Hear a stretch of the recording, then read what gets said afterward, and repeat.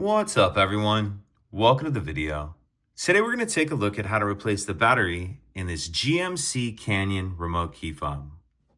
This GMC Canyon key fob is going to use replacement battery CR2450, and I'll put a link in the description box of this video.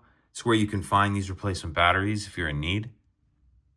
The first thing I'm going to do is grab my key fob and remove the emergency key that's in the bottom of it. That's done by pressing this button here on the side of the fob that my thumb's on, and the key will pull out like that. Now I'm going to hold my key fob with the buttons facing down, and taking a look at the bottom of it, I'm going to take this key and put it in this slot right here that you can see me touching with the end of the key. I'm going to push in and pry up like this, and as I do that, it's going to pop this back cover up. So I'm going to take my key, put it in that slot, make sure it's pushed straight in. Then as I'm pushing in, I'm going to pry up like this. You can see it pops that back cover up. Go ahead and pull your back cover off. And if this little rubber piece comes off, we'll take a look at how to put that on at the end.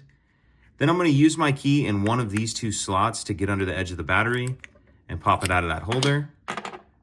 Grab my new battery, and you want to make sure that you're installing that with the plus side up, positive side up. I'm going to tuck this edge in first like that, and then snap it down into place. Then we'll grab this back cover, and if your rubber piece came off like mine did, you can see those three notches fit in these three slots in the piece like this.